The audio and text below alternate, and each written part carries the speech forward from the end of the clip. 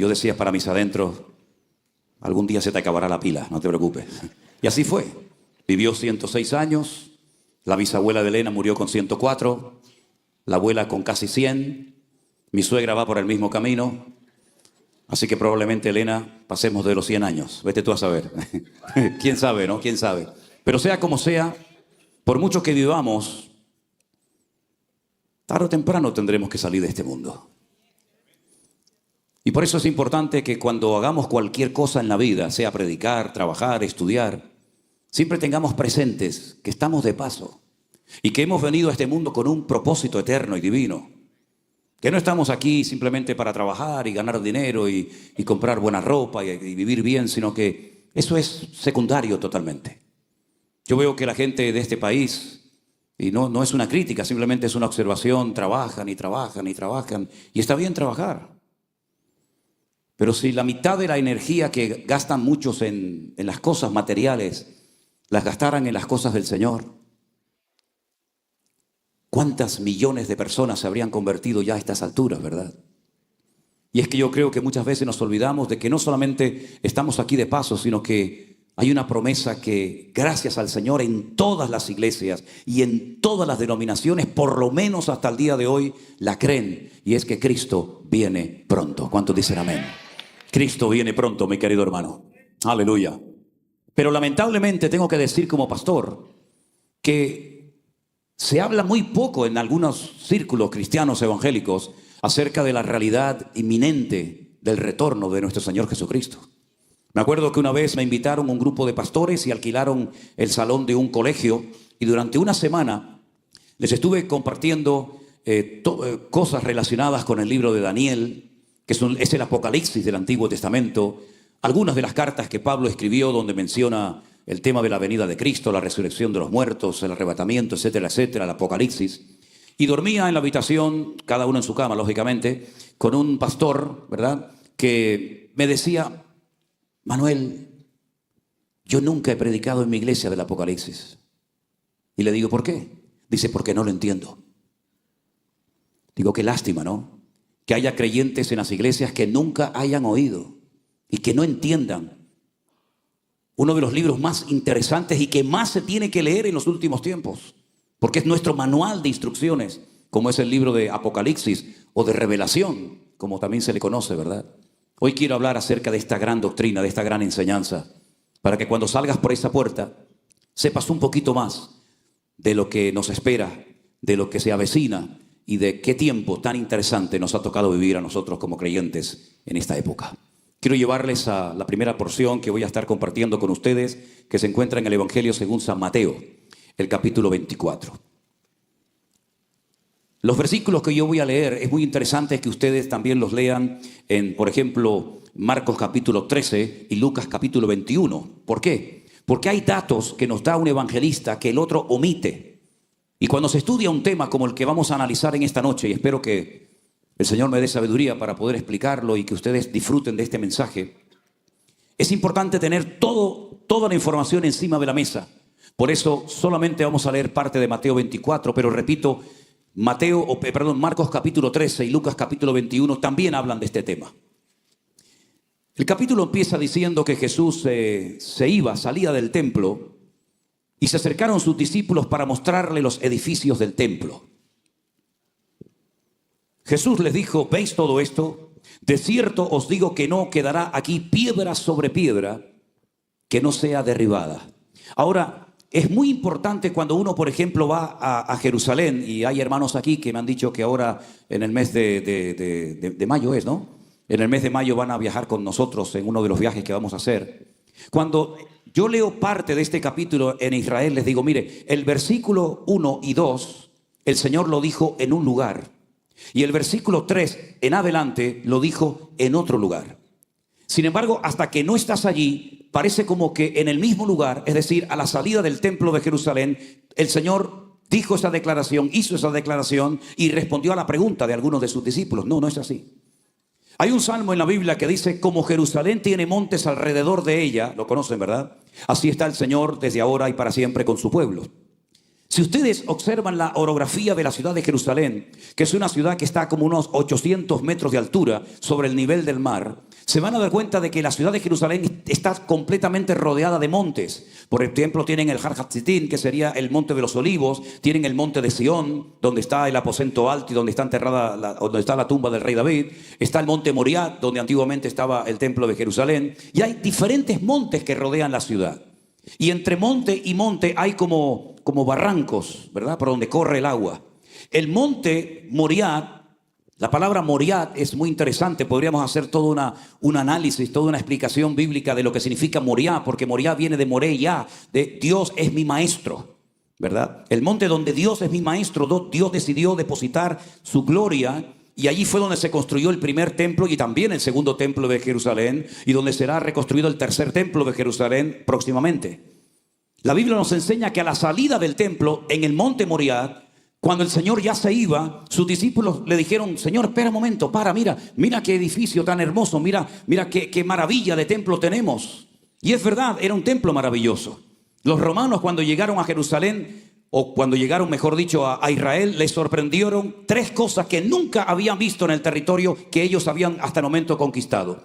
Primero, les llamó la atención que era el único pueblo de la tierra que paraba toda actividad un día a la semana, el día del reposo, el día del Shabbat o el día sábado.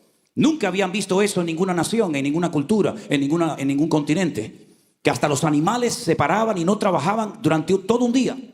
Eso fue algo que les llamó muchísimo la atención a los romanos. La segunda cosa que les llamó la atención, según cuenta la historia, es que en Israel es el único lugar del mundo donde hay un mar donde usted puede flotar y no se hunde. Es el famoso Yam HaMelach, el mar de la sal, más conocido vulgarmente por el mar muerto.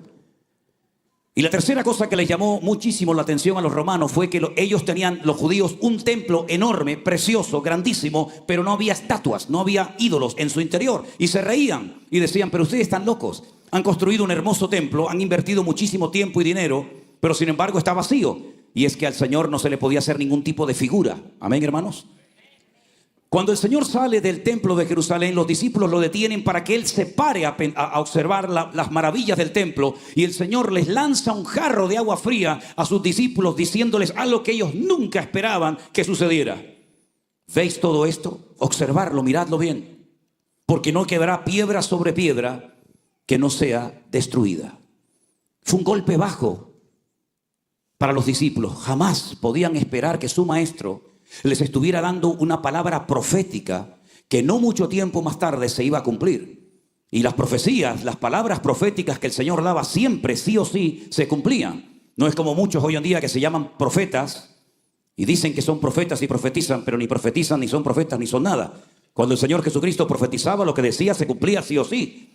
Ellos quedaron golpeados diciendo: ¿cómo? ¿Que nos van a romper otra vez el templo? Pero si ya nos lo rompieron una vez. Ya nos destruyeron los babilónicos, ¿verdad? En la época del profeta Jeremías, el templo de Jerusalén. Otra vez se va a volver a repetir la historia. No puede ser. Cruzan el torrente del Cedrón y cuando se adentran en el monte de los olivos, que es el que está justo enfrente del monte Moriah, y eso allí se observa perfectamente. Y allí en el monte de los olivos está lógicamente lleno de olivos, porque estaba el huerto de Getsemaní. Y la palabra Getsemaní significa un lugar de prensa donde se aplastaba la aceituna para extraer el aceite de oliva, ¿verdad? Y no solamente eso, sino que también en ese monte la Biblia dice que el Señor volverá, Zacarías capítulo 14, y pondrá en aquel día sus pies sobre el monte de los olivos, y el monte de los olivos se partirá en dos y se hará un gran valle y saldrán aguas subterráneas de Jerusalén y volverán a entrar en el mar muerto y volverá a recobrar la vida. Son cosas tremendas que ocurrieron y que van a ocurrir en aquel lugar. Cuando están en el huerto de Getsemaní, dice que 4 de sus discípulos, Mateo no lo dice, pero Marcos dice que Pedro, Jacobo, Juan y Andrés le llaman aparte y miren la pregunta que le hacen al Señor: Señor, dinos cuándo serán estas cosas y qué señal habrá de tu venida y del fin del siglo. Ellos no daban crédito a lo que acaban de escuchar. Nos van a volver a romper el templo. Ningún sacerdote, ningún rabino, ni siquiera los 2 sumos sacerdotes, Anás y Caifás, sabían esto. Pero ellos acababan de recibir una información que les sacudió el alma. Y ellos sabían que tarde o temprano nuevamente el templo de Jerusalén volvería a ser destruido, quemado y saqueado, y por más de 2000 años ese templo no se ha vuelto a reconstruir. Y simplemente como un dato que creo que es bastante significativo, el mismo día, evidentemente en otro año, el mismo día que se destruyó el primer templo de Jerusalén, se destruyó el segundo templo de Jerusalén en el mismo día. El día Teisa Beab. Teisa significa en hebreo 9. Ab es el mes de Ab. El día 9 del mes Ab, Nabucodonosor destruyó el primer templo de Jerusalén. Y el día 9 del mes Ab, los romanos en el año 70 después de Cristo volvieron a destruir el segundo templo de Jerusalén. ¿Por qué el mismo día? ¿Qué tiene que ver? ¿Hay alguna relación? ¿Guarda alguna relación ese día con la primera y segunda destrucción del templo? Claro que guarda una relación. No hay nada casual en la Biblia. Todo tiene una razón de ser. Todo tiene una explicación. Amén, hermanos.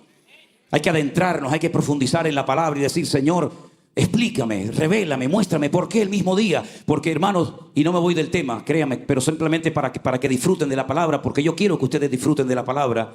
Cuando los no espías, no digan la palabra espías, porque no está en la Biblia la palabra espía, por lo menos cuando Moisés envió a 12 hombres, uno de cada tribu, para que reconocieran la tierra. La palabra espías aparece en los 2 que Josué manda para que reconozcan la ciudad de Jericó. Ellos sí eran espías.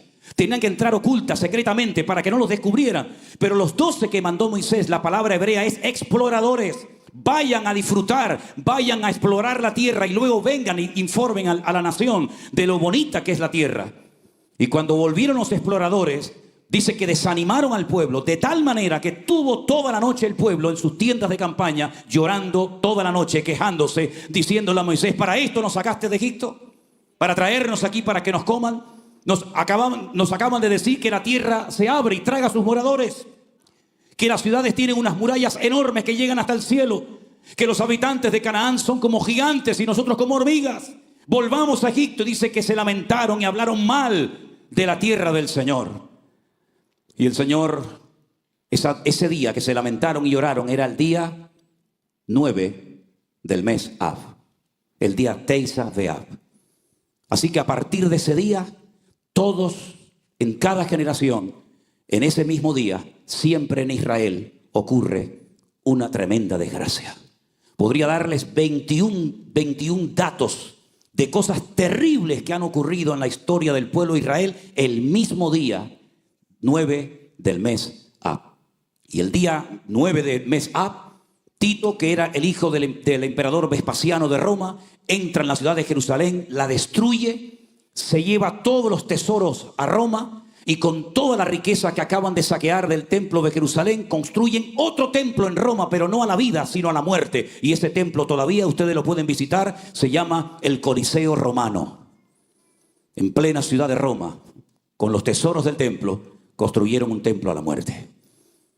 El Señor Jesucristo se da cuenta de que los discípulos han sido sacudidos por esta tremenda noticia que Él les acaba de decir. El templo va a volver a ser destruido. Y ellos dicen, ¿cuándo? ¿Cómo? ¿Qué señales, qué indicaciones hay previas a esa destrucción? ¿Qué es lo que va a ocurrir, Señor? Explícanos.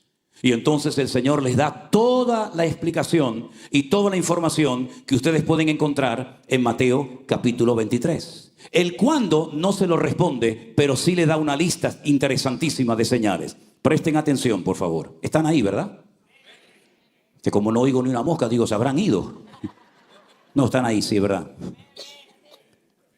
Mirad que nadie os engañe. ¿Puede ser engañado un creyente? Pues se ve que sí. Porque el Señor le dice a sus discípulos, mirad que nadie os engañe. Porque vendrán muchos en mi nombre, diciendo yo soy el Cristo, y a muchos engañarán. ¿Qué significa la palabra Cristo? La palabra Cristo ha sido traducida del griego. Pero la palabra Cristo no es un nombre, es un título. Viene de la palabra Mashiach, que significa ungido. El presidente de Israel es el Mesías. Ha sido ungido para ser presidente del gobierno. El sumo sacerdote era el Mesías, el Mashiach, el ungido, para oficiar en el templo de Jerusalén. Los profetas recibían la unción, por lo tanto eran considerados Mesías o ungidos en su generación y en su época. ¿Qué es lo que está diciendo el Señor aquí? Que van a venir personas diciendo yo soy Jesucristo, ha ocurrido y seguirá ocurriendo a lo largo de la historia. Pero es mucho más que eso, mis queridos hermanos. Es decir, cuidado que nadie os engañe diciendo yo soy el ungido de Jehová. No me pueden criticar, no pueden llevarme la contraria. Yo soy el jefe de la iglesia, yo hago lo que me da la gana, yo no le rindo cuentas a nadie. A mí me tienen que dar sus diezmos, sus ofrendas, sus primicias, su carro o lo que yo diga, porque yo soy el ungido de Jehová. Ustedes son indios y yo soy el jefe. Bueno, pero eso ya pasó en el pasado y ahora también está pasando. Hoy en día hay muchas personas que son como intocables porque son el ungido de Jehová. Todos somos ungidos por el mismo Espíritu. La Biblia dice sobre todos ha sido derramado el mismo Espíritu.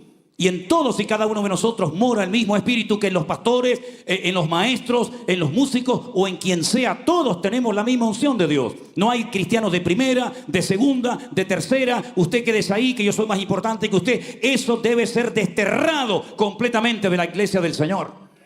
Todos somos iguales delante de Dios. Dios no hace acepción de personas.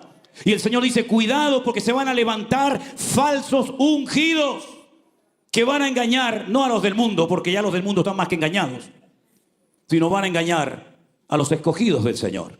Y algunos me decían, sí, pero los escogidos, ¿quiénes son? Porque me hace mucha gracia, porque cuando hay cosas, digamos, impactantes o negativas, eso era para los judíos. Pero cuando son bendiciones y cuando son cosas buenas, eso es para nosotros. Entonces, ¿en qué quedamos? ¿Somos escogidos o no somos escogidos? Bueno, que nos diga la Biblia si somos o no, ¿les parece? El apóstol Pedro dice, y vosotros que no erais pueblo, ahora sois pueblo de Dios, real sacerdocio, nación santa, pueblo escogido por Dios, para que anunciéis las virtudes de aquel que os llamó de las tinieblas a su luz admirable. Tú eres un escogido del Señor y yo también soy un escogido del Señor. Por lo tanto, todo lo que hable la Biblia en el Nuevo Testamento de escogidos de Dios, tú te tienes que sentir aludido, porque hemos sido escogidos, llamados, transformados por el poder de nuestro Señor Jesucristo. Y a los escogidos le dice el Señor, mirad que nadie os engañe. Ya puedo ser yo, Manolo Sierra, o el que sea.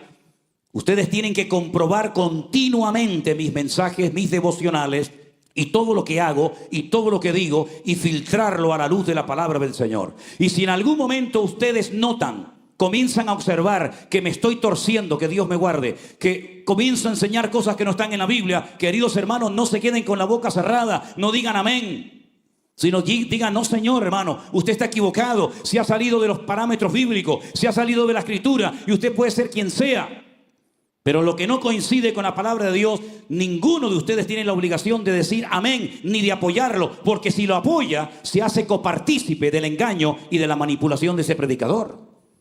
¿Cuántos dicen amén? Bueno, si no dicen amén me da igual, pero yo siempre lo digo porque queda muy bonito, ¿no? Mirad que nadie os engañe, porque dice el Espíritu claramente que en los postreros tiempos algunos escucharán a doctrinas de demonios. Y una de las artimañas del diablo en los últimos tiempos es tratar de engañar a los escogidos del Señor, a las iglesias, torcerlas, meterle falsas doctrinas, falsas enseñanzas. Cuidado, que nadie os engañe. Sea quien sea y se llame como se llame. El Señor sigue diciendo en su palabra, Mateo 24, verso 6, oiréis de guerras y rumores de guerras. Mirad que no os turbéis. ¿Por qué? Porque es necesario que todo esto acontezca.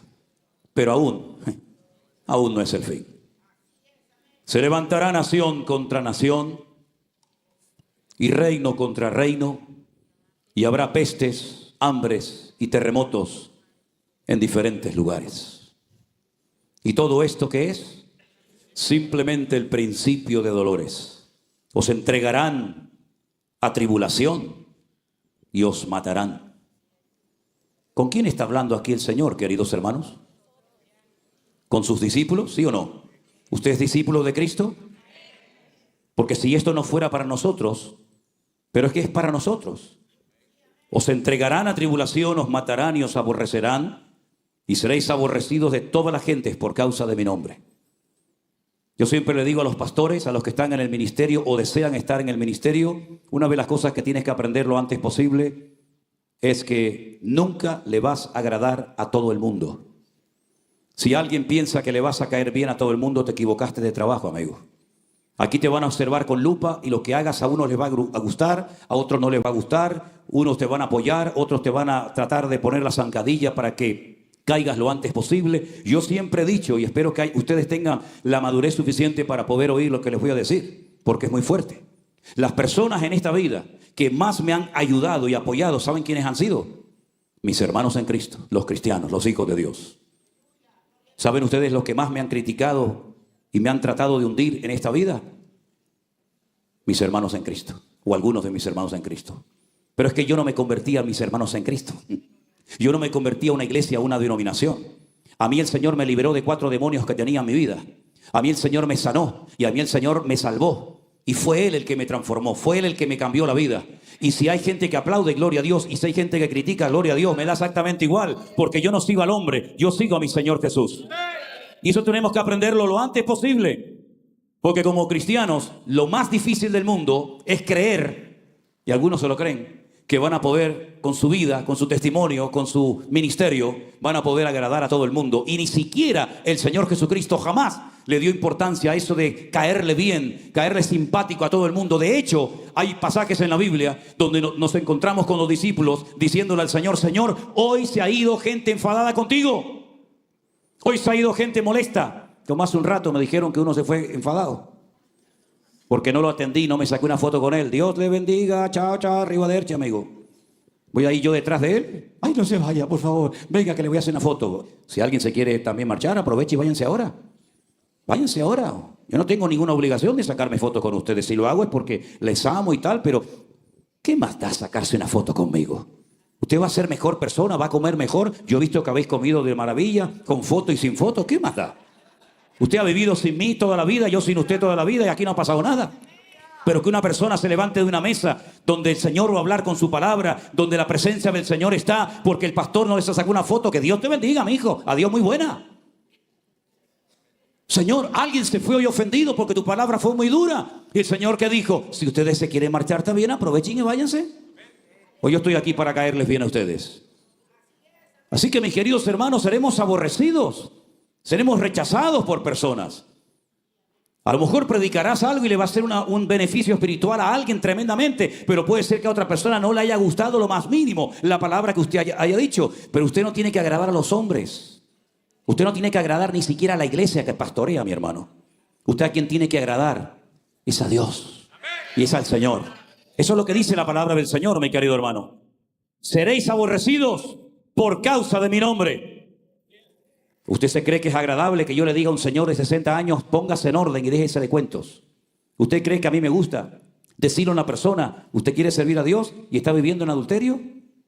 ¿Usted pecó anoche y ahora viene a la iglesia aquí levantando las manos, haciéndose el santo? ¿Usted cree que es agradable para uno hacer este tipo de trabajo? No, pero hay que hacerlo. Porque en la iglesia no estamos para pasarle la mano a la gente por la espaldita para que estén contentos. En la iglesia y en este lugar estamos para predicar puramente la palabra del Señor. Y hay gente que no quiere escuchar palabra de Dios, quiere payasos y quiere circos en el púlpito. ¿Cuáles son las iglesias y denominaciones que más están creciendo? Donde la gente nunca se siente aludida con el mensaje. Te vas a reír, lo pasas bien, te dicen lo que en el fondo quieres oír. El mensaje siempre pasa por encima de la cabeza, pero aprieta las tuercas un poco. Apriétale las tuercas, dile, ven para acá. ¿Tú estás viviendo con tu novio? Cuando, ya saben lo que dije anoche, ¿no? Cuando le haces una pregunta a una persona, dice, ya te pillé, amigo. Ya estás pensando a ver qué me vas a decir. Ese ya te ha descubierto, querido. ¿Usted está viviendo con su novio y estás en alabanza? ¿Usted qué está jugando? Mirad que nadie os engañe, porque seremos aborrecidos. ¿Pero por qué seremos aborrecidos? ¿Por ser unos sinvergüenzas, unos ladrones, unos adúlteros? No, seremos aborrecidos por decir verdades. Y hoy en día hay muchos que no quieren oír verdades, ni fuera ni dentro de las iglesias. Y por eso serás aborrecido en más de una ocasión. Pero hay más detalles todavía. El Señor da una información en este capítulo maravilloso. Miren, por ejemplo, una de las cosas que dice. En el versículo 9, os entregarán a tribulación y os matarán. Muchos tropezarán entonces, se entregarán unos a otros y unos a otros se aborrecerán. Muchos falsos profetas se levantarán y engañarán a muchos. ¿Dónde se levantan los falsos predicadores? ¿Dónde se levantan los falsos profetas? ¿Dónde se van a levantar los falsos maestros? ¿Dónde? ¿En un estadio de fútbol? ¿En una cancha de básquetbol? ¿Dónde se van a levantar? En las iglesias. ¿Para qué? Para seducir y para arrastrar a las almas inconstantes, a las personas inmaduras, a las personas que siguen a los hombres en vez de seguir y obedecer al Señor. En esos ambientes, en esos foros, se van a levantar este tipo de personas para engañar a los escogidos. Dice que muchos tropezarán entonces. Ahora, a mí me enseñaron en la denominación en la que yo me convertí, que cuando las cosas se comenzaran a poner muy difíciles, muy duras, nosotros no íbamos a experimentar nada de eso. ¿A usted le enseñaron eso? ¿Sí? Diga la verdad. ¿Le enseñaron eso a usted? Pues le enseñaron mal. Le enseñaron mal. Cuando yo un día le dije a un maestro en la escuela bíblica en la que estuve, ¿dónde dice la Biblia que los cristianos, cuando hayan problemas y luchas y persecuciones y tribulaciones y cárceles, etcétera, ¿dónde dice la Biblia que nosotros no vamos a estar? ¿Hay algún versículo que específicamente diga que nosotros no vamos a pasar por ningún tipo de problema, de lucha, de dificultades? Porque yo veo que todos los personajes de la Biblia, tanto el Antiguo como el Nuevo Testamento, pasaron por tribulaciones terribles. ¿O no pasó José por momentos difíciles? ¿O no pasó David? No, es que eso era en el Antiguo Testamento. Ok, no le gusta el Antiguo, vamos entonces al Nuevo. ¿No metieron a Pedro en la cárcel? ¿No le cortaron la cabeza a Santiago? Lea la lista de los sufrimientos del apóstol Pablo: apedreado, náufrago, rechazado, expulsado de sinagoga. Lea la historia de la iglesia cristiana, los primeros siglos. El que no moría quemado, moría crucificado. El que no moría crucificado, moría apedreado. ¿Dónde dice la Biblia literalmente que nosotros los creyentes nunca vamos a pasar por ningún tipo de prueba, de dificultades? Y me decían en aquellos días, la Biblia dice que Dios no nos ha puesto para ira, sino para alcanzar salvación. Digo, ¿y usted quiere sustentar con ese versículo toda una doctrina? Dios no nos ha puesto para ira. Dice, este es el versículo que nosotros creemos y nos apoyamos para decir que los creyentes no vamos a pasar por luchas, ni pruebas, ni dificultades. Entonces me fui. Pero a los pocos días volví otra vez. Yo era muy preguntón, ¿saben? Yo era muy preguntón, porque el que no pregunta, pues no aprende. Y le dije, acabo de terminar de leer el libro de Apocalipsis. Y en el libro del Apocalipsis se habla de 3 iras diferentes. Y el maestro me dijo, 3 iras. Y me dijo, 3 iras. ¿Dónde dice eso? Digo, mira, venga para acá. Aquí dice la ira del cordero. 1. Número 2, la ira del dragón. 2. La ira de las naciones. 3. Usted me dijo la semana pasada que Dios no nos ha puesto para ira. Pero aquí hay 3. ¿De cuál estoy libre? ¿De la del dragón, de la del cordero o de la de las naciones? ¿De cuál? Y me dijo, la semana que viene le doy una respuesta. Todavía lo estoy esperando. Todavía lo estoy esperando. Queridos hermanos, cuando decimos algo en público o enseñamos algo en una escuela bíblica o a través de una retransmisión en directo o como sea, yo siempre he dicho y enseño a nuestros pastores y a todos nuestros hermanos en España y donde tenemos obra, que toda declaración, toda enseñanza que demos siempre tiene que ir 100% avalada por la palabra de Dios. Porque si no puedo avalar mis palabras con la palabra de Dios, ¿dónde me sustento? ¿En qué me apoyo para decir esto es así? La Biblia dice que todo el que quiera vivir piadosamente sufrirá persecución, de una manera u otra. Usted no tiene que sorprenderse de que se burlen de usted. Usted lo que tiene que sorprenderse es que nadie se meta con usted. Usted no tiene que sorprenderse de que le critiquen. No sorprendáis del fuego de prueba como si alguna cosa extraña os aconteciese, dice la Escritura.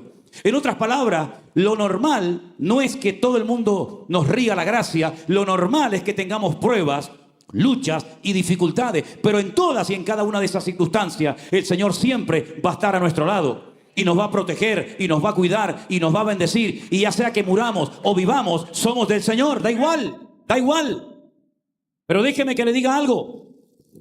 Analizando todos estos temas escatológicos del apocalipsis, del futuro, de la bestia y de todo esto, descubrí que hace aproximadamente hace unos 150 años, año arriba, año abajo aproximadamente, hubo un sacerdote católico en un monasterio que, estudiando él por su cuenta y riesgo las Sagradas Escrituras, sobre todo los libros del Apocalipsis, de Daniel, de Ezequiel, etcétera, él dijo como cura, como sacerdote católico, que la iglesia católica no pasaría por ninguna etapa de persecución o de tribulación. Eso lo dijo un cura hace 150 años en un monasterio. En aquellos días, en aquellos tiempos, estaba totalmente prohibido, se veía muy mal que en las Biblias se incluyeran comentarios, fotografías, opiniones personales, lo cual es tremendamente normal hoy en día. Usted compra cualquier Biblia y va a ver que al final, que por cierto le quiero dar las gracias a una hermana, no sé si está por aquí, que me regaló ayer una Biblia muy bonita, y en la tapa pone mi nombre. Me gusta mucho el detalle, le agradezco, hermana, de todo corazón. Es que anoche me fui y no la había visto al llegar a casa. ¿Está por aquí esa hermana? Ahí está. Bueno, gloria a Dios, le agradezco, hermana. Que Dios le bendiga. Ahora, usted ve, por ejemplo, en la Biblia Thompson, ¿cuántas cosas le han metido a la Biblia Thompson? Que, por cierto, para entender la Biblia Thompson hay que ir a Hatt para estudiar, porque mira que tiene cosas, ¿verdad? En cualquier Biblia que usted compre hoy en día hay fotografías, hay mapas, hay diccionarios, hay tabla de pesos y medidas, hay comentarios, hay explicación de palabras griegas, explicación de conceptos hebreos. Hay un montón de información dentro de la Biblia, pero en aquellos tiempos de los que yo le estoy hablando, estaba muy mal visto que alguien metiera en la Biblia comentarios extrabíblicos. Se escribían comentarios, diccionarios, libros, pero no dentro de la Biblia. Hubo un teólogo muy famoso y de mucho peso, influencia en el protestantismo de la época, que se llamó el doctor Scofield. Y Scofield fue la primera persona en la historia que le metió a una Biblia, que por cierto se llama la Biblia de Scofield, comentarios de textos y de pasajes bíblicos. Y una de las cosas que puso fue que la iglesia, y cuando dijo la iglesia se refirió a la iglesia, toda la iglesia evangélica incluida, no pasaría por ningún tipo de persecuciones, de tribulaciones, etcétera, etcétera. Y eso cayó muy bien. Eso le agradó mucho a la audiencia. Porque ¿quién quiere ser perseguido? ¿Quién quiere ser crucificado? ¿Quién quiere terminar su vida como un mártir? Alguien aquí que está orando, está ayunando: Señor, que me maten, Señor, que me crucifiquen, Señor, que me peguen un tiro en la cabeza. No he conocido nunca a nadie así. Generalmente nuestras oraciones son: líbrame, bendíceme, cuídame, protégeme. Todas terminan en me, por eso seremos ovejas. Cuídame, sáname, protégeme, guíame. Como ovejas de su prado, dice la Biblia que somos, ¿verdad? Ahora, fíjate qué cosa tan interesante. Cuando uno va a la palabra de Dios y comienza uno a analizar las Sagradas Escrituras, el Señor Jesucristo habla de futuras persecuciones. No le está hablando al mundo, no le está hablando a los impíos, a los incrédulos. Le está hablando a sus discípulos que representan a la iglesia, que representan la trayectoria del pueblo cristiano a lo largo de la historia. Y él dice: no se dejen engañar, habrán guerras, habrán pestes, habrán terremotos, ¿verdad? Habrán falsos ungidos, habrán falsos maestros, falsos profetas, etcétera, etcétera. Y Mateo capítulo 24, que se lee, como dije al principio, con Marcos 13 y Lucas 21, es como un mensaje comprimido. Hay tanta información que casi de cada versículo se puede hacer un estudio bíblico.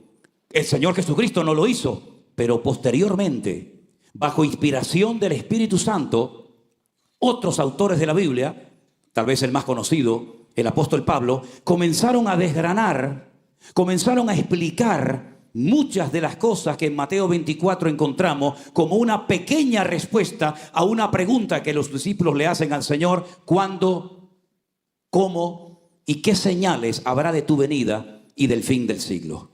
Y es importante que cuando estudiemos estos temas, que creo que son tremendamente interesantes y por supuesto necesarios de conocerlos, vayamos por ejemplo a una carta que Pablo le escribió a una iglesia donde estuvo simplemente 21 días al frente de la misma.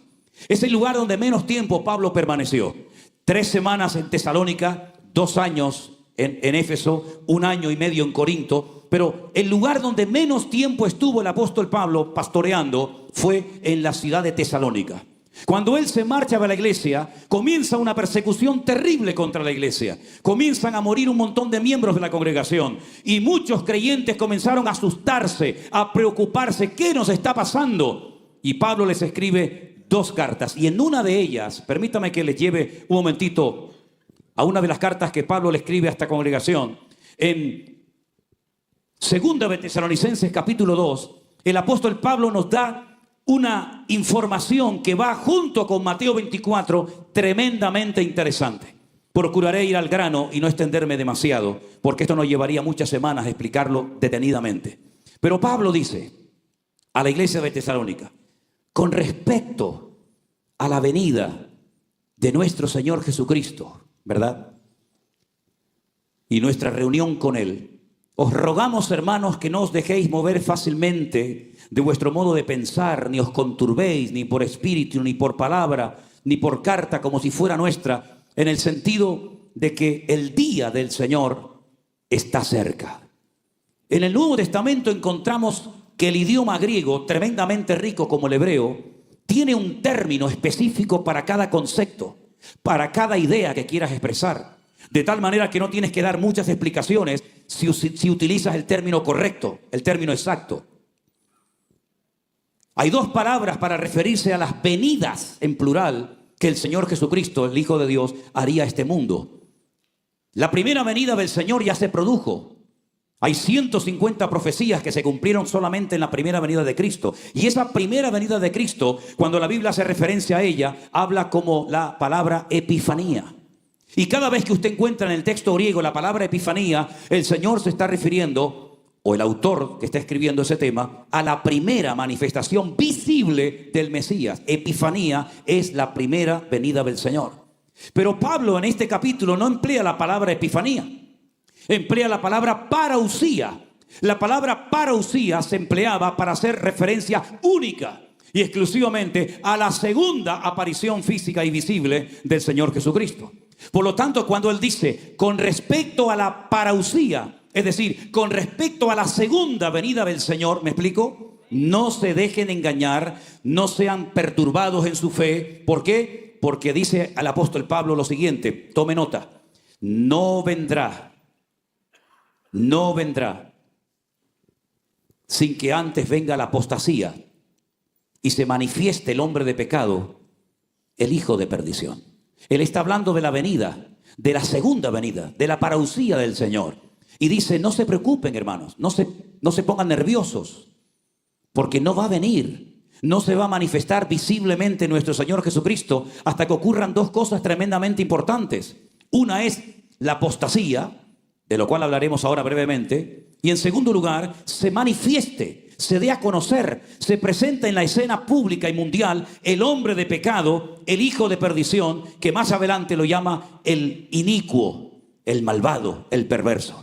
Usted sabe que el nombre que reciben las personas en la Biblia identifica la esencia de la misma. ¿Por qué Dios le cambiaba el nombre a ciertas personas en la Biblia? Porque el nombre que tenía no coincidía con el plan que Dios tenía para él. Por ejemplo, el Señor le cambió el nombre a Abraham, porque el nombre Abraham no contiene ninguna palabra, ninguna letra del nombre de Dios. Por lo tanto, era una persona improductiva, no tenía familia, no tenía descendencia. Pero cuando Dios le cambia el nombre, le pone una de las letras de su nombre a Abraham y lo llama Abraham. Y tanto el valor numérico como el poder de reproducción de Abraham se hace notorio. Y le cambió el nombre a su esposa porque se llamaba Sarai. Sarai significa mi princesa, pero el Señor le llama Sara, que es princesa. Y así le va cambiando el nombre a diferentes personajes de la Biblia. Jacob le llamó Israel, etcétera, etcétera. Pero fíjense qué interesante. Al anticristo se le llama inicuo, se le llama cuerno pequeño, se le llama hombre de pecado, se le llama hijo de perdición, se recibe un montón de nombres. Es la misma persona, pero para que sepamos la naturaleza de dicha persona. Como por ejemplo al Espíritu Santo se le llama espíritu de vida, espíritu de adopción, ¿verdad? Y tantas cosas. O al mismo Dios se le llama Adonai, se le llama Shaddai, se le llama Elohim, se le llama Yahweh. Hay tantos nombres de Dios como del mismo Señor Jesucristo. Pablo dice, o mejor dicho, el Señor dice a través de Pablo, hermanos, nuestro Señor Jesucristo tiene que volver otra vez a este mundo, pero no va a volver, no va a aparecer, ni nos vamos a reunir con Él hasta que venga la apostasía. ¿Y qué es la apostasía? Lo que prediqué anoche, la anarquía moral y espiritual de la sociedad, donde ya no hay valores absolutos, sino todo es relativo. Es decir, antiguamente había cosas que decían no se pueden hacer. Eran normas, no había casi ni que enseñarlas, sino que la sociedad sabía que cuando los padres hablaban, los niños se callaban. ¿Sí o no? ¿Te acuerdas tú en tu época cuando tu padre te miraba? ¿Lo entendías? Hombre, que sí lo entendías. ¿Qué? Cuando íbamos a una casa de visita, mi padre me decía, no me hagas el papelón, ¿eh? No me dejes pasar vergüenza, ¿eh? Si te ofrecen algo, tú dices que no, aunque te estés muriendo de hambre. No te muevas, no me rompas nada, no robes nada de la señora, pórtate bien. Cuando empezabas a ser el idiota y ya querías, tu padre te hacía así. Simplemente una mirada te entraba un escalofrío desde aquí hasta la punta del pie, que te mandaba un mensaje telepático y te decía: cuando llegues a casa te voy a dar una trompada que te vas a acordar toda tu vida. Sin palabras lo entendías perfectamente. Hoy en día, ni tirándole piedras al pibe se despierta. Nada, nada. Quítale la máquina diabólica a uno de estos chiquititos. Quítale la maquinita esa de... ¿Has visto la rapidez con la que escriben los chicos los mensajes de WhatsApp? Yo soy incapaz. Incapaz. Tengo un nieto de 15 meses. Madre querida. Madre, llega, yo lo duermo. Cuando viene a mi casa yo me lo llevo conmigo y lo duermo. Pero lo duermo con el teléfono. Mi hija Priscila dice: papá, no le des el teléfono al niño. Digo: no te preocupes, hija, tú tranquila. Y cuando llega a la habitación, Abu, le digo: toma, mi niño, toma. Y empieza. Ya. Es increíble. Una vez llevamos a una hermana de nuestra iglesia a un evento en otra iglesia. Iba la hermana detrás con un niño. Yo pensé que el niño estaba endemoniado. Era terrible. Yo lo miraba por el retrovisor y yo decía para mis adentros, digo: si fueras hijo mío, te daba con esta que te vas a enterar. Pero claro, no era hijo mío y encima el pastor de la iglesia: no se preocupe, hermana. Yo decía: a ver si se calla el salvaje este de una vez. Pastor, perdone, no se preocupe, hermana. Yo decía. Entonces de repente el niño hace ¡fum! Se cayó. Yo dije: pucha, se quedó dormido. No, la mamá sacó del bolso la maquinita diabólica, se la puso en la mano. Santo remedio, mi hermano, santo remedio. Las cosas han cambiado tremendamente. Las cosas han cambiado de una forma tremenda. Esto es lo que dice la palabra de Dios en los últimos tiempos: la anarquía, todo vale. Hay gente en Europa que se ha casado con gallinas. Hay gente que se ha casado con una vaca. Pero ¿cómo te vas a casar con una vaca, viejo? ¿Dónde la vas a meter? Oye, por lo menos tiene leche gratis, ¿no? Pero ¿cómo se puede casar un tipo con una vaca? Pero no digas nada, porque si dices algo, eres un anticuado, eres un xenófobo, eres del siglo no sé qué, y te tienes que callar la boca. Y no te cuento si hablas de los de la banderita de colores. Como hables de la banderita de colores, eres hombre muerto. A ver si me entiendes. Eso es lo que dice la Biblia que se va a producir en los últimos tiempos. En mi época se decía: cuando los mayores hablan, los niños se callan. ¿Sí o no? Hoy en día es al revés. Cuando el niño habla, los padres se callan. Porque está hablando el niño, ¿verdad? Si te portas bien, te doy un caramelo, una trompada te voy a dar como te portes bien. Todo ha cambiado. La anarquía en todo, en la política, en todo, en las iglesias hace falta el respeto. Yo me acuerdo cuando se entraba en la iglesia, hoy había un respeto, había una cosa, ¿verdad? Hoy vas en un autobús, mira, hace poco una muchacha iba en un autobús y entonces la chica estaba de pie, pero un señor se levantó para darle lugar a ella y le dijo: usted me está tratando con un micromachismo, le dijo. Le voy a denunciar. Y el hombre dijo: ¿pero por qué? No. Es decir, todo al revés, todo al revés. El cuento de Caperucita Roja dice que lo quiere, o el de cómo es de la Blancanieves, lo quieren cambiar porque le dio un beso que no era consentido. Es todo unas ridiculeces tan ridículas, tan tontas. En España teníamos una ministra de igualdad, menos mal que ya no la tenemos porque era una inútil, que quería inventar un nuevo sistema. Está nosotros, nosotras, nosotres. Nosotres. ¿Cómo es nosotres? Él, ella, ella. Es como aprender a hablar de nuevo, ¿no? Una cosa increíble, totalmente fuera de lugar. Vivimos en la sociedad de cristal, todo el mundo se ofende. No puedes decir nada porque se ofenden. Y además, como después se va a la otra iglesia y lo hacen líder de no sé qué, pues imagínate. Y si no, se abre su propia iglesia. Eso es lo que dice la Biblia que iba a pasar en los últimos tiempos. Pero además dice la Biblia que se va a manifestar, se va a dar a conocer a nivel mundial un personaje siniestro, que es, como yo digo, permítame el ejemplo, la última bala en la recámara de la pistola del diablo. Es decir, es la última oportunidad que le queda para alcanzar sus objetivos. Y ese personaje tiene un nombre con un valor numérico que Juan nos lo da. Dice: en esto hay sabiduría, el que lee entienda, dice la palabra. El nombre o el número del valor numérico de ese hombre es 666. Es decir, cada nombre en la Biblia tiene un valor numérico. porque las letras tienen un valor numérico y por las letras sabes qué valor tiene ese nombre, ¿verdad? O sea, hay tanta información. Por ejemplo, una de las cosas que nos dice de este personaje es que no hará caso del amor de las mujeres. Interprételo usted como quiera. No hará caso del amor de las mujeres, y dice que del Dios de sus padres no hará caso, sino que adorará al Dios de las fortalezas. Y en el texto original, en el libro de Daniel, dice que adorará a Alá Maudín, al Dios de la guerra. ¿Y quién es Alá? El Dios de la guerra.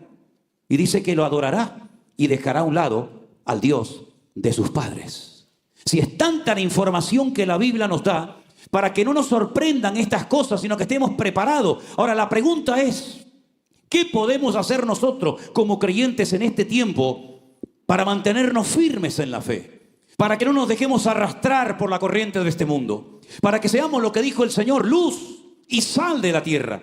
Pues lo que tenemos que hacer, número uno, es volver a la palabra, hermanos. Volver a la escritura. Siempre fuimos conocidos como el pueblo del libro.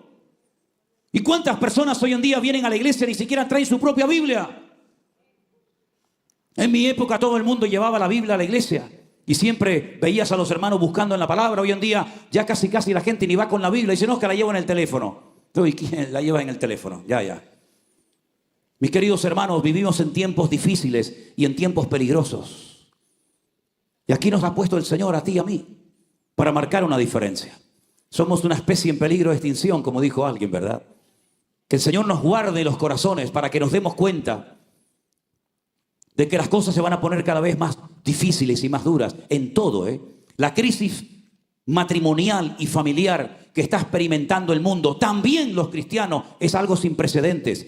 Dicen que la proporción de divorcios, de separaciones entre cristianos ya casi se pone al mismo nivel de las cifras del mundo. Vas a iglesias y te encuentras que el pastor ya se ha casado, recasado, rejuntado 3 o 4 veces, que este ahora está con la otra está con el otro está con este, y no pasa nada, porque Dios es amor, porque Dios es bueno. No, espera un momento, querido. Claro que Dios es bueno y Dios es amor. Si no fuera así, nosotros no estaríamos en esta noche en este lugar. Pero ese Dios de amor también es un Dios que exige santidad. Y dice en su palabra claramente que sin santidad nadie verá al Señor. Y es importante que la iglesia despierte a la realidad de que ser cristiano lleva un compromiso y lleva una responsabilidad. Yo no puedo entrar en una iglesia y no tener un contacto con mi hermano, no mirarlo a la cara porque están enfadados hace 20 años y uno va por un pasillo y otro va por otra, pero luego después cuando se reparte el pan y el vino, tomamos el pan y el vino y dice la Biblia que por eso hay muchos enfermos y debilitados y muchos mueren en las congregaciones prematuramente. ¿Por qué? Porque se ha perdido el temor, la reverencia y la santidad en la casa de Dios.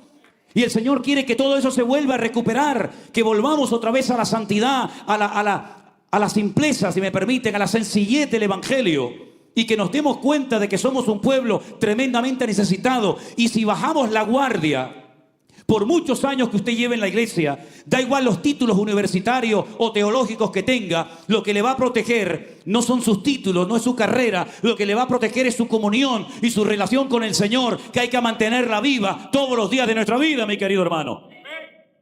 Y eso es lo que dice la palabra del Señor. Velad y orad para que no sorprendan estas cosas como ladrón en la noche. ¿O es que aquí en Estados Unidos los ladrones cuando vienen a robar llaman por teléfono a la gente? Pues yo no he conocido nunca a ningún ladrón. Hola, buenas noches, ¿cómo está? Bien, ¿cómo está, hermano? Dios le bendiga. Prepárese que voy para allá, ¿eh?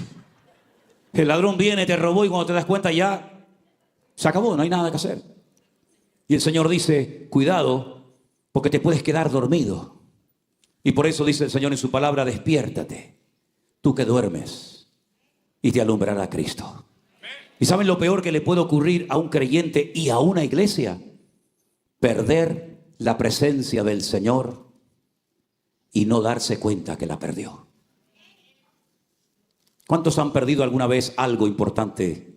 Como por ejemplo, dinero, documentación, llaves. Yo en este viaje que acabo de hacer, en el primer vuelo que hice, perdí lo que llaman ustedes como ID, ¿lo llaman el ID? Lo perdí. Menos mal que me quedé con el pasaporte, si no me quedo como prófugo. Me quedo como, la perdí. ¿Cuántas veces hemos perdido alguna llave? Pero lo peor que nos puede pasar es perder la presencia del Señor, la gracia de Dios y no habernos dado cuenta. Y usted dirá, pero eso no puede pasar, ¿no? ¿No puede pasar? ¿No? ¿Seguro? No, es que eso le pasó a Saúl, eso le pasó a Sansón y no se dieron cuenta, pero eso era en el Antiguo Testamento, hermanos, ¿sí? Ok, vamos al Nuevo que tanto le gusta. La última iglesia del libro del Apocalipsis es la iglesia de la Odisea. La iglesia que decía, nos hemos enriquecido. Ya no somos una iglesia pobre, como fue la iglesia primitiva o como fueron tantas iglesias que nos precedieron en el pasado. No, no, no. Que nos reuníamos debajo de una cocotera, que no teníamos instrumentos de música, ¿verdad? Que pasábamos frío en invierno y pasábamos calor en verano. No, ya no somos así. Nos hemos enriquecido.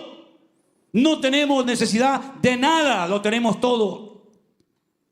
Y el Señor dice, pobres, ciegos, desnudos, desventurados. He aquí estoy a la puerta y llamo.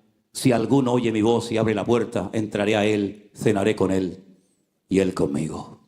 La iglesia de la Odisea, es verdad, era una iglesia rica, no le faltaba de nada. Lo tenían todo, humanamente hablando. Pero habían perdido lo más bonito que puede tener una vida y un creyente. Y es la presencia del Señor. Hay congregaciones que cuando yo entro digo, tienen de todo. No les falta de nada. Hasta lo tienen multiplicado por 3 y por 4, ¿no? Pero ¿y la gloria del Señor? ¿Dónde está? Vienen las almas llorando a los pies de Cristo. Tenemos. Pero somos el tipo de pueblo que Dios quiere que seamos. ¿No se nos habrá vuelto en contra lo que tenemos, creyendo que tanto tienes, tanto vales? ¿No se nos ha vuelto en contra, como le pasó a los judíos, que tenían el templo lleno de oro y de piedras preciosas por todas partes? Pero el Señor, cuando entró allí, dijo, habéis convertido mi casa en una cueva de ladrones, cuando esto tenía que haber sido una casa de oración. Cuando el Señor dice, aquí yo estoy a la puerta y llamo, si alguno oye mi voz, es que ya ni la oían. Entonces, ¿a quién le estaban cantando? ¿A quién estaban adorando allá adentro? ¿A quién le estaban haciendo culto si el Señor ya no estaba y no se habían dado cuenta? Hermanos queridos, no bajemos la guardia, porque estamos viviendo tiempos tremendamente peligrosos. Y somos nosotros los únicos que tenemos el mensaje de salvación para que la gente pueda cambiar de muerte a vida. Si nosotros callamos, no hay posibilidad de salvación. No hay otra forma de que la gente se convierta, sino solamente a través de Cristo, que es el camino, la verdad y la vida. Así que, mis queridos hermanos, yo les invito en este momento a que ustedes reflexionen en estas cosas y estén preparados, porque las señales se están cumpliendo delante de nuestras narices. Yo estuve en Israel solo en diciembre.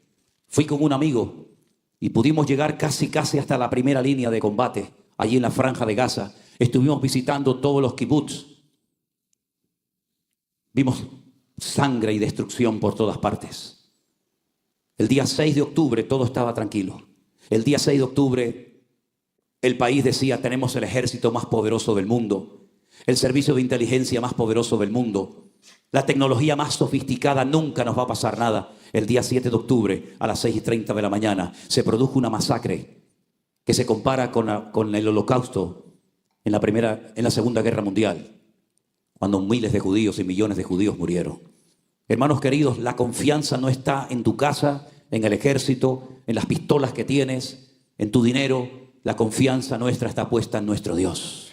¿De dónde vendrá mi socorro? Mi socorro viene del Señor, el que hizo los cielos y la tierra. Aleluya. Y por eso no dará tu pie al resbaladero, ni se dormirá el que te guarda. Cierra tus ojos en esta noche, mi querido hermano. Que Dios haya sacudido nuestras conciencias. Que Dios haya despertado el apetito y la pasión por Cristo. Porque si se nos va la pasión por Cristo, ¿qué nos queda? ¿Qué nos queda? Hermanos queridos, si no tenemos templos, no pasa nada. Nosotros somos el templo del Espíritu Santo. Si se va la luz, no pasa nada. Nosotros somos la luz del mundo. Si se va el apoyo de los hombres, no pasa nada. Tenemos el apoyo del Altísimo Dios.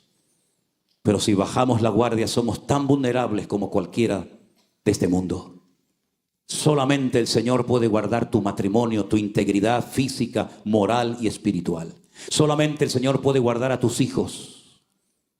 Solamente el Señor puede velar noche y día por nosotros para que no decaiga nuestra fe, sino que verdaderamente podamos decir, en paz me acostaré y asimismo dormiré, porque solo tú, Señor, me haces vivir confiado. Ven al altar a buscar la bendición de Dios en esta noche. Mientras cantamos una alabanza a nuestro Dios, vengamos adelante y aquí juntos como pueblo de Dios oramos al Señor para que Él nos guarde y nos proteja y nos libre como siempre lo ha hecho. Aleluya. Ven a Jesús en esta noche. Ven al Señor Jesús. Oh, Rey de Reyes, Señor de Señores, admirable, consejero, Dios fuerte, Padre eterno, Príncipe de paz. Aleluya. Oh, gloria a ti, Jesús. Gracias, Señor.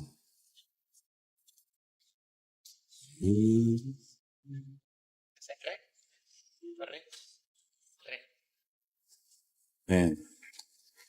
Rey de reyes, Señor de señores, admirable. Amén. Consejero, Dios fuerte, Manuel, Dios con nosotros. El Cordero que fue inmolado, eres digno de tomar el poder, las riquezas, la sabiduría, la fortaleza, la honra y la gloria y la alabanza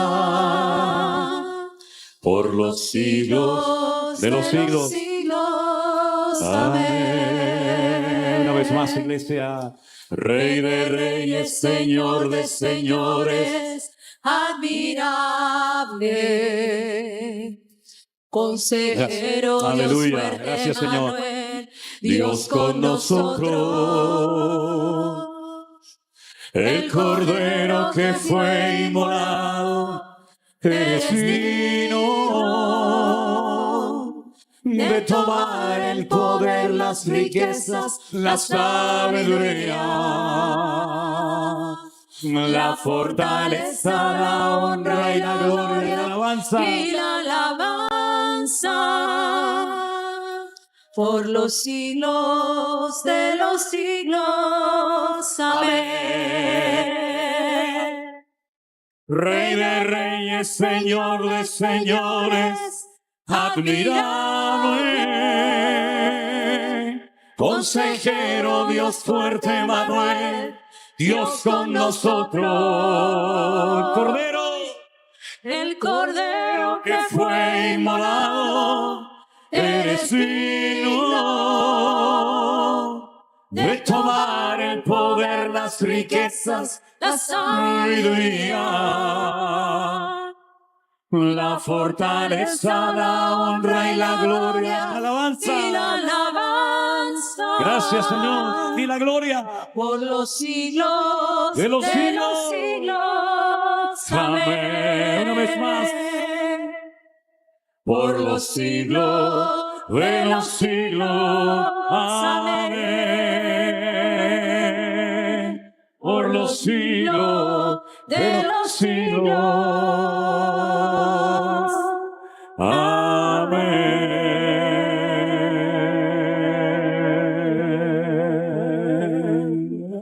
Gracias, mi Señor Jesús. Vamos a orar, hermanos, en esta noche juntos al Señor. Vamos a orar a nuestro buen Dios. Gracias, mi Dios. Gracias, Señor Jesús. Preséntale tu vida al Señor en esta noche.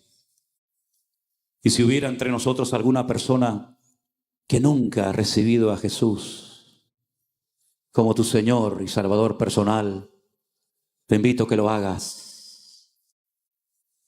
Dile, Señor, perdona mis pecados. Perdona la vida loca que he llevado, la vida desordenada que he llevado, que no te ha agradado a ti, Señor. Pero yo quiero que perdones en esta noche mis pecados, Señor, que son tantos. Pero yo sé, Señor, que tú moriste en la cruz por mis pecados. Yo sé que tu sangre tiene poder para limpiar iniquidades, para romper ataduras, Señor, y para hacerme libre. Yo te recibo en mi corazón en esta noche como mi Señor y Salvador personal. Ven a mi corazón, Señor Jesús, amado mío. Ven a mi vida, Señor, y rompe mis ataduras. Hazme un hijo tuyo, Señor. Yo entiendo que tú moriste ocupando mi lugar en la cruz y resucitaste al tercer día, aleluya, demostrando que eras el ungido verdadero, el Mesías verdadero y no un falso más. Señor, y a los que ya te hemos conocido y honrado y servido por años, renueva nuestra fuerza, Señor, que hasta el último momento de nuestra vida sea barro en tus manos, Señor, y tú nuestro bendito alfarero. Cámbianos, moldéanos, restáuranos, Señor, que volvamos a recuperar lo que hayamos podido perder en el camino. El que ha perdido el escudo de la fe, que lo vuelva a recuperar en esta noche, amado mío. El que ha perdido el casco de la salvación, el que ha perdido la espada del Espíritu, el que ha perdido el aceite en su corazón. Señor, en esta noche nos acercamos a tu altar y te pedimos, Señor, límpianos, vuelve a levantarnos con el poder de tu Espíritu Santo, Señor.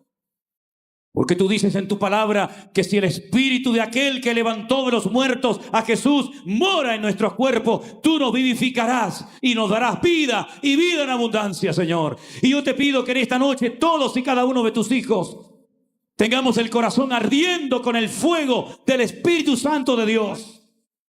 Y que nos enamoremos de ti, de tu palabra, cada día más y más. Y que no haya nada más importante en la vida que honrarte, amarte y servirte a ti, mi Señor. Quita todas las vanidades y el tiempo perdido, Señor. El afán de este mundo. Quita de nosotros toda angustia, toda carga innecesaria, Señor. Y que la única carga que tengamos sea amarte cada día más y más. Amarte como el patriarca Abraham, dolorido y sin fuerzas, pero con el puñal en alto, dispuesto a hundirlo sobre lo más querido, si tu voz me lo ordena, Señor. Amarte como el joven Daniel, a ti sonriendo entre el rugir de fieras, o bendecirte con el último aliento como el mártir Esteban. Amarte, Señor, con toda mi alma y con todo mi corazón. Y estar dispuesto a poner mi mano en el arado y nunca más volver atrás. Aviva tu obra en medio de los tiempos, Señor. Levanta tu iglesia con poder, Señor, para que podamos caminar de victoria en victoria y de gloria en gloria y de triunfo en triunfo en el nombre de Jesús de Nazaret. En el nombre del Señor Jesús. Que seamos un pueblo vivo, eficaz, poderoso, respaldado por la mano de nuestro Dios. Gracias, Señor, porque sé que tú has oído nuestra oración y a partir de hoy vamos a caminar más cerca de ti, de tu palabra. Bendice a mis hermanos que han pasado a esta plataforma, que vayan a sus hogares renovados y bendecidos. Y gracias por esta noche de victoria y de bendición, donde hemos recordado que tú vienes pronto. En el nombre de Jesús. Amén y amén. Dios les bendiga. Dios les bendiga, mis queridos hermanos.